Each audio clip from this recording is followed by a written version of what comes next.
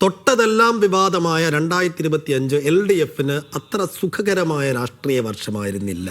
വിവാദങ്ങൾ ഒന്നൊഴിയാതെ ഉണ്ടായിരുന്നു. PM ശ്രീയും labour കോഡും ശബരിമല സ്വർണ്ണ കവർച്ചയുമൊക്കെ മുന്നണിക്കുള്ളിൽ പുകഞ്ഞു നേറിയ വർഷം കൂടിയായിരുന്നു. തുടർച്ചയായ തെരഞ്ഞെടുപ്പ് പരാജയങ്ങൾ, മുഖ്യമന്ത്രിക്കും കുടുംബത്തിനുമെതിരായ ആരോപണങ്ങൾ, തോൽവിയിൽ നിന്ന് പാഠങ്ങൾ ഉൾക്കൊണ്ട് മുന്നോട്ടു പോകാനുള്ള ഊർജവും അനുഭവങ്ങളുമാണ് 2025 LDFന് സമ്മാനിക്കുന്നത്.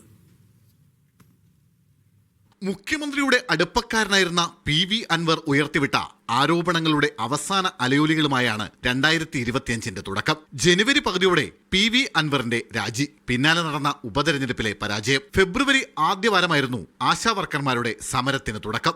സമരം കൈകാര്യം ചെയ്തതിൽ സർക്കാരിനും പാർട്ടിക്കും പഴിയേറെ കേൾക്കേണ്ടി വന്നു. സർവകലാശാല VC നിയമനത്തെ ചൊല്ലി ഗവർണറുമായി പരസ്യപ്പോര്, ഒടുവിൽ സമവായത്തിലെത്തിയെന്ന ആരോപണം. ബ്രൂവറി വിവാദവും മുഖ്യമന്ത്രിക്കും മകനുമെതിരായ ED സമൻസും രാഷ്ട്രീയ കേരളത്തിൽ ഏറെ എരിഞ്ഞുകത്തി.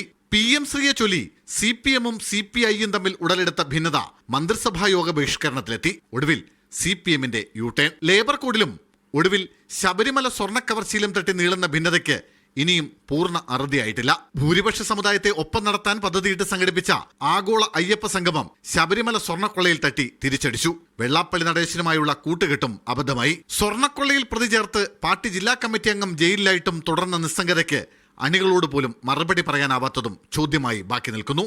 ഒടുവിൽ തദ്ദേശ തെരഞ്ഞെടുപ്പിലെ കനത്ത തോൽവി. കൊല്ലത്ത് നടന്ന CPM സംസ്ഥാന സമ്മേളനവും ആലപ്പുഴയിലെ CPI സമ്മേളനവും ഇരു പാർട്ടികൾക്കും ശക്തിപ്രകടനത്തിനുള്ള വേദിയായി. EMS-ന് ശേഷം MA ബേബിയിലൂടെ CPM-ന് മലയാളിയായ ജനറൽ സെക്രട്ടറിയെ സമ്മാനിച്ചതും 2025.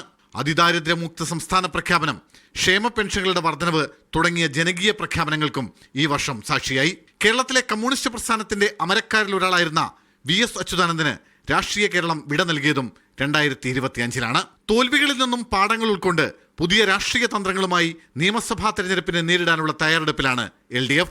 മീഡിയ 1, തിരുവനന്തപുരം.